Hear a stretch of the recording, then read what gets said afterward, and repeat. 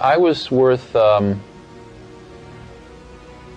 over $1 million when I was 23, and over $10 million when I was 24, and over $100 million when I was 25.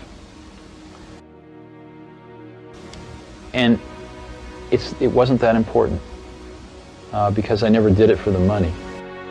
Especially at that point in my life, it was not the most important thing. The most important thing was the company, the people, the products we were making, what we were going to enable people to do with these products. What had been the focus of my entire adult life was gone, and it was devastating.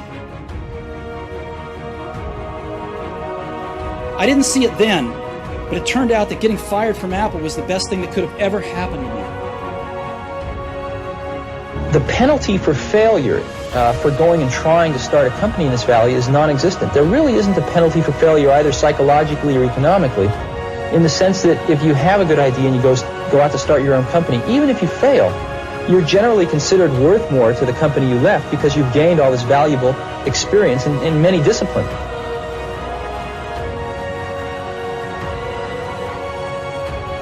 Most people don't get those experiences because they never ask.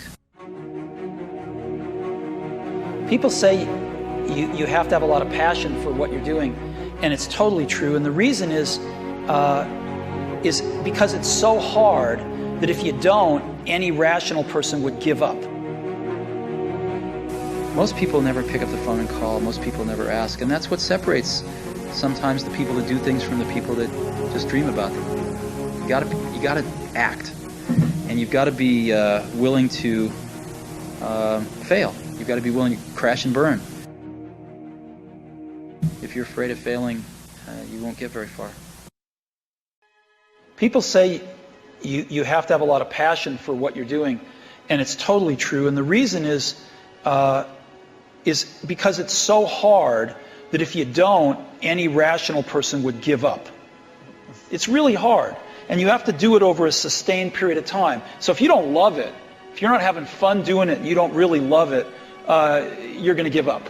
And that's what happens to most people, actually. If you really look at the ones that ended up, being successful, unquote, in the eyes of society, and the ones that didn't, oftentimes it's the ones that are successful loved what they did so they could persevere when it got really tough.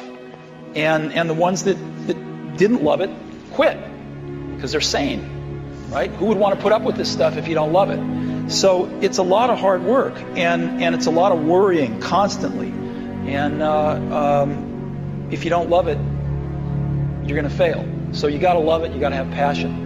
And I think that's the high order bit. The second thing is you've got to be a really good talent scout, because no matter how smart you are, you need a team of great people, and you've got to figure out how to size people up fairly quickly, make decisions without knowing people too well, and hire them, and see how you do, and refine your intuition, and be able to help build an organization that can eventually just build itself, because you need great people around you. A lot of people come to me and they say, well, I want to be an entrepreneur, and I go, oh, that's great, what's your idea? And they go, well, I don't have one yet. And I say, well, I think you should go get a job as a busboy or something until you find something you're really passionate about, because it's a lot of work.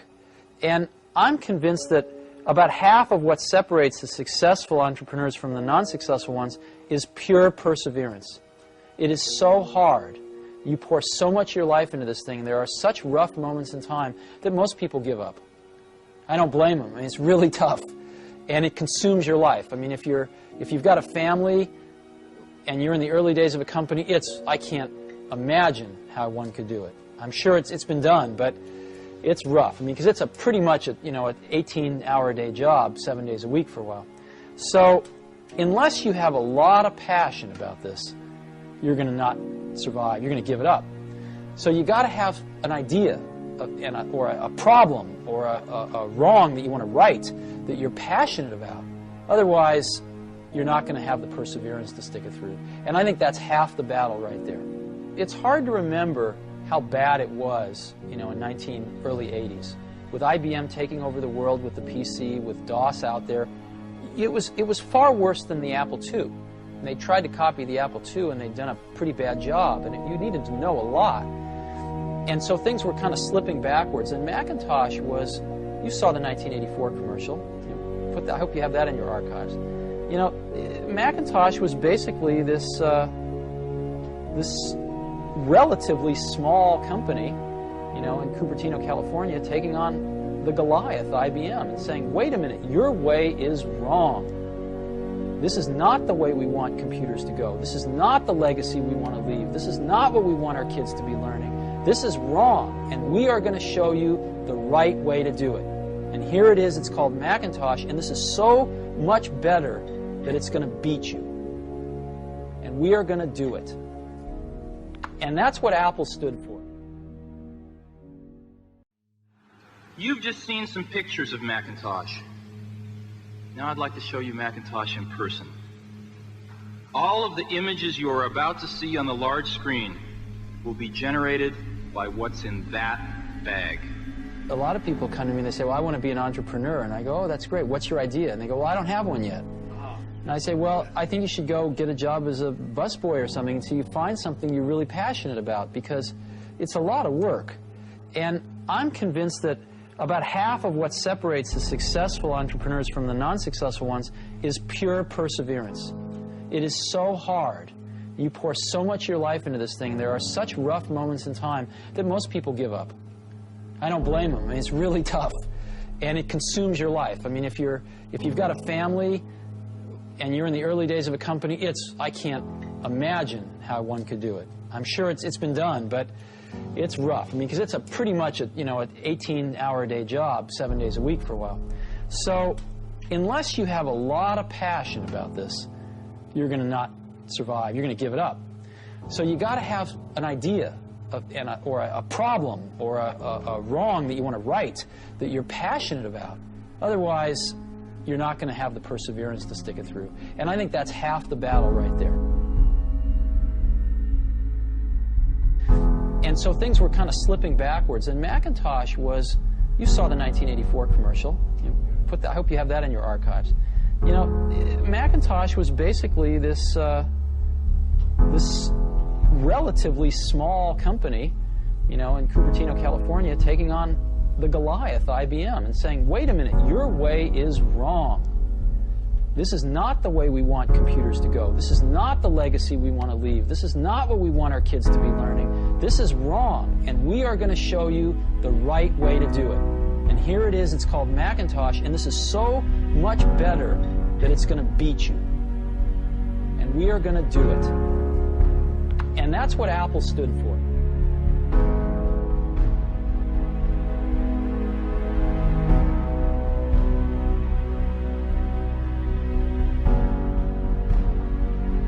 There's a lot of forces in life that tend to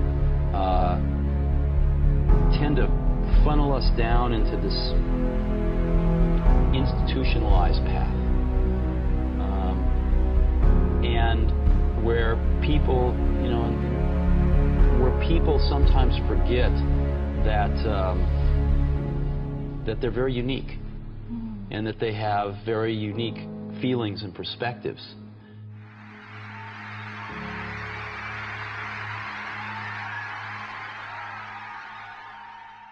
Truth be told, I never graduated from college. It was pretty scary at the time, but looking back, it was one of the best decisions I ever made. The minute I dropped out, I could stop taking the required classes that didn't interest me and begin dropping in on the ones that looked far more interesting. It wasn't all romantic.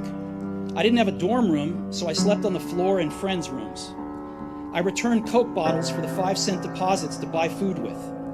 And I would walk the 7 miles across town every Sunday night.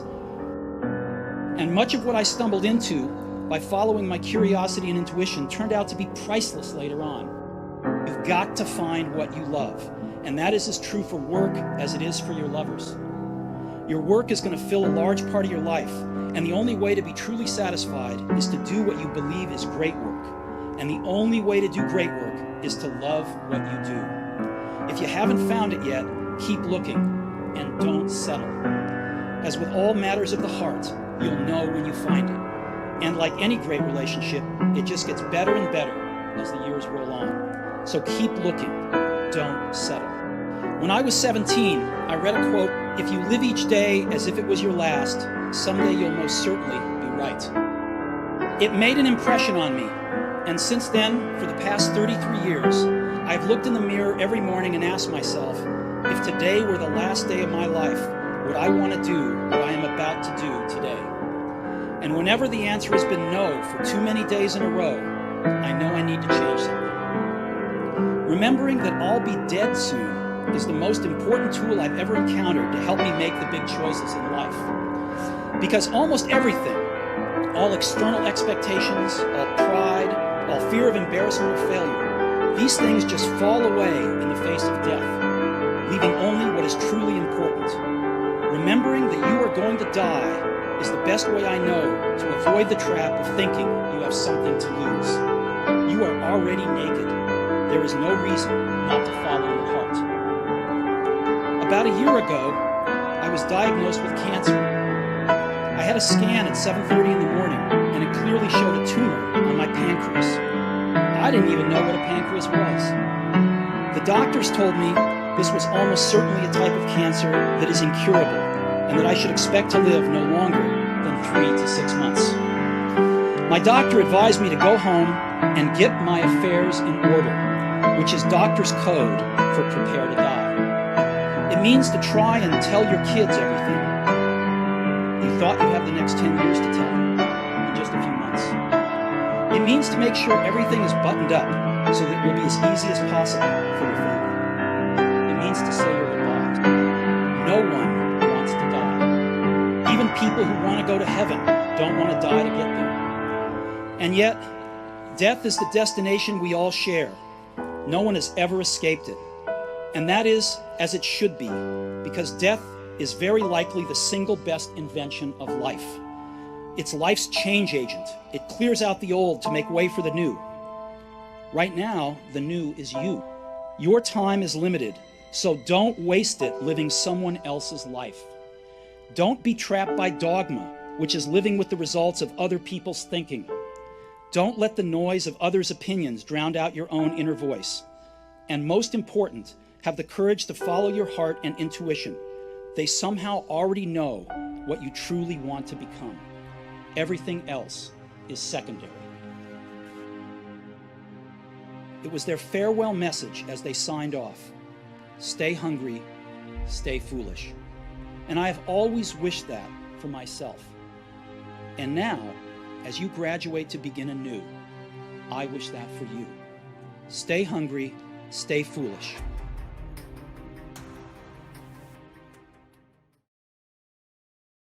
My entire life's been spent only in one industry, which is this one. And but I've been in it now for about 15 years, and I've seen a lot of people make a lot of things. I've seen a lot of people fail a lot of things. And my point of view on this, or my observation, is that the doers are the major thinkers. The people that really create the things that change this industry are both the thinker-doer in one person. And if we really go back and we examine, did Leonardo have a guy off to the side that was thinking 5 years out in the future what he would paint or the technology he would use to paint it? Of course not.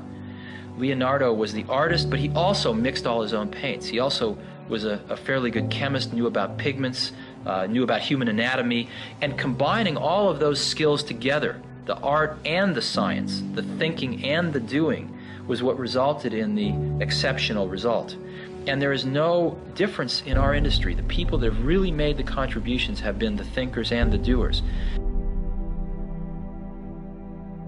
A lot of people, of course, it's very easy to take credit for the thinking. The doing is more concrete, but it's very easy for somebody to say, oh, I thought of this 3 years ago. But usually when you dig a little deeper, you find that the people that really did it were also the people that really worked through the hard intellectual problems as well. We try to hire really smart people, but we have a very simple organization, and we try to focus and do very few things well. And focusing's hard because focusing doesn't mean saying yes, it means saying no. So we decide not to do a lot of things so we can focus on a few handfuls of things and do them well. And I think you know, everybody working at a company wants to do something great. They want to be excited about what they're working on, and they want to be recognized for it if they do a really great job. So we just try to allow people to do the best work of their lives at Apple and get it out to 25 million customers that we have. And that's very exciting. And when you're working on something and you know if this works out, up to 25 million people are going to use this. It's very motivating. You know? And it's not just 25 million of our customers, but other companies tend to follow us. You know, it takes them a few years, but other companies tend to copy what we do if it works. And so we can influence the whole industry.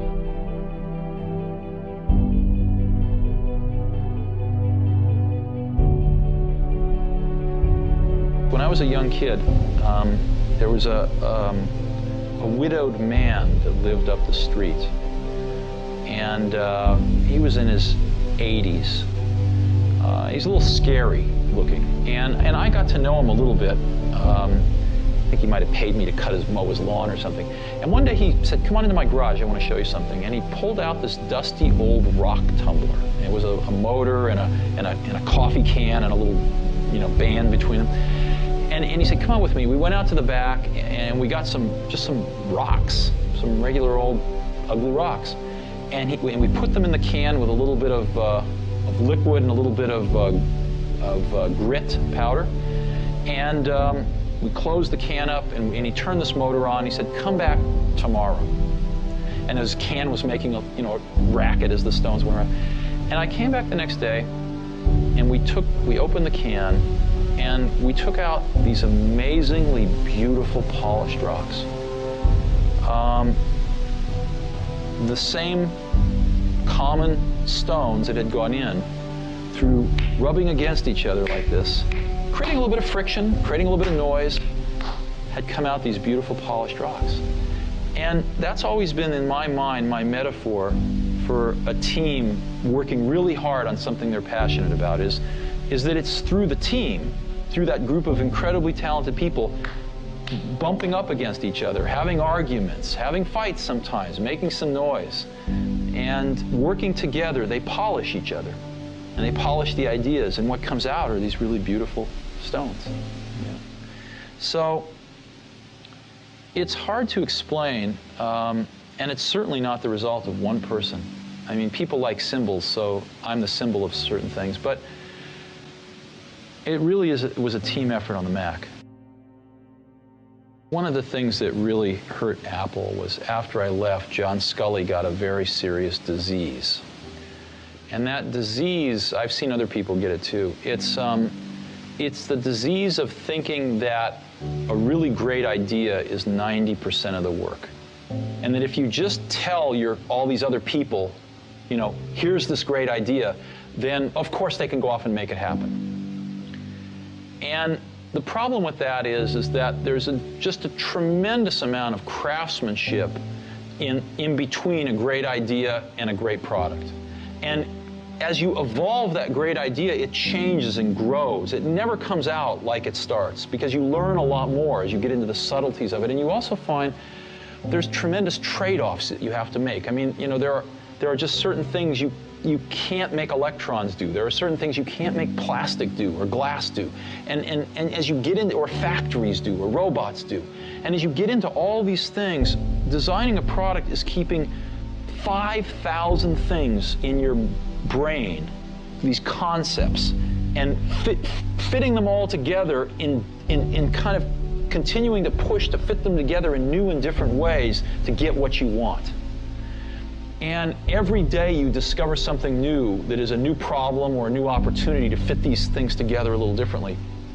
And it's that process that is the magic.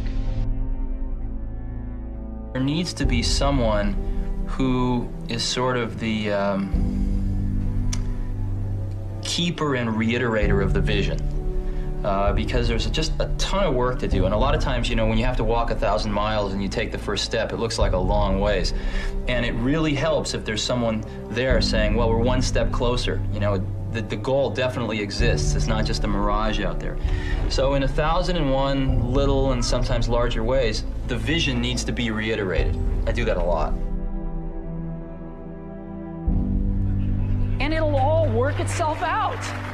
A lot of people come to me and they say, well, I want to be an entrepreneur. And I go, oh, that's great. What's your idea? And they go, well, I don't have one yet. And I say, well, I think you should go get a job as a busboy or something until you find something you're really passionate about, because it's a lot of work. And I'm convinced that about half of what separates the successful entrepreneurs from the non-successful ones is pure perseverance. It is so hard. You pour so much of your life into this thing. There are such rough moments in time that most people give up. I don't blame them. I mean, it's really tough, and it consumes your life. I mean, if you've got a family and you're in the early days of a company, I can't imagine how one could do it. I'm sure it's been done, but it's rough. I mean, because it's a pretty much an 18-hour-a-day job, 7 days a week for a while. So unless you have a lot of passion about this, you're going to not survive. You're going to give it up.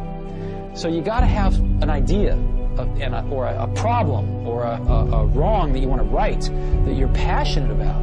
Otherwise, you're not going to have the perseverance to stick it through. And I think that's half the battle right there.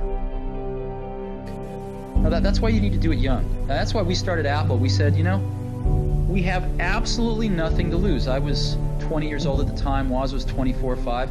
So we have nothing to lose. I mean, we have no families, no children, no houses. Woz had an old car. I had a Volkswagen van. I mean, all we were going to lose is our cars and the shirts off our back. We had nothing to lose, and we had everything to gain. And we figured, even if we crash and burn and lose everything, the experience will have been worth 10 times the cost. So what did we have to lose? There was no risk. And that's, I think that's a very healthy way to look at it. Some people say, well, you could have gone to college and been a lawyer. Well, you're right, but you can go to college and be a lawyer when you're 25. And there's nothing that stops you from doing that. The only thing you really have in your life is time. And if you invest that time in yourself to have great experiences that are going to enrich you, then you can't possibly lose. So I always advise people, don't wait. Do something when you're young, when you have nothing to lose, and keep that in mind. And I think that's the best way. Not that people can't start companies when they're 50. I've seen that. Very successful companies. But it's a lot easier when you're young and have nothing to lose and don't have the responsibilities to other people that you will acquire later on in your life. It's hard to remember how bad it was, in early 80s. With IBM taking over the world with the PC, with DOS out there, it was far worse than the Apple II. And they tried to copy the Apple II, and they'd done a pretty bad job, and you needed to know a lot. And so things were kind of slipping backwards. And Macintosh was, you saw the 1984 commercial. I hope you have that in your archives. Macintosh was basically this relatively small company, in Cupertino, California, taking on the Goliath, IBM, and saying, wait a minute, your way is wrong. This is not the way we want computers to go. This is not the legacy we want to leave. This is not what we want our kids to be learning. This is wrong, and we are going to show you the right way to do it. And here it is. It's called Macintosh, and this is so much better that it's going to beat you. And we are going to do it. And that's what Apple stood for. Things are packages of emphasis. Some things are emphasized in a product, some things are not done as well in a product, some things are chosen not to be done at all in a product. And so different people make different choices. And if the market tells us we're making the wrong choices, we listen to the market. We're just people running this company. We're trying to make great products for people. And so we have at least the courage of our convictions to say, we don't think this is part of what makes a great product. We're going to leave it out. Some people are going to not like that. They're going to call us names. It's not going to be in certain companies' vested interests that we do that, but we're going to take the heat because we want to make the best product in the world for customers. And we're going to instead focus our energy on these technologies, which we think are in their ascendancy and we think are going to be the right technologies for customers. And you know what? They're paying us to make those choices. That's what a lot of customers pay us to do, is to try to make the best products we can. And if we succeed, they'll buy them. And if we don't, they won't. I didn't know how to explain it then, but I've thought a lot about it since. Most things in life, the dynamic range between average and the best is at most 2 to 1. Right? Like if you go to New York City and you're getting an average taxi cab driver versus the best taxi cab driver, you're probably going to get to your destination with the best taxi cab maybe 30% faster. In an automobile, what's the difference between an average and the best? Maybe, I don't know, 20%. The best CD player and an average CD player, I don't know, 20%. So 2 to 1 is a big dynamic range in most of life. In software, and it used to be the case in hardware too, the difference between average and the best is 50 to 1, maybe 100 to 1. Easy. Okay? Very few things in life are like this, but what I was lucky enough to spend my life in is like this. And so I've built a lot of my success off finding these truly gifted people and not settling for B and C players, but really going for the A players. And I found something. I found that when you get enough A players together, when you go through the incredible work to find 5 of these A players, they really like working with each other because they've never had a chance to do that before. And they don't want to work with B and C players, and so it becomes self-policing, and they only want to hire more A players. And so you build up these pockets of A players, and it propagates. And that's what the Mac team was like. They were all A players. And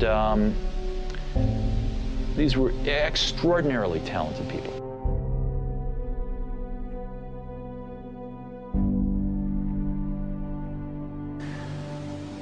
When we were building our Apple I's in the garage, we knew exactly what they cost. When we got into a factory in the Apple II days,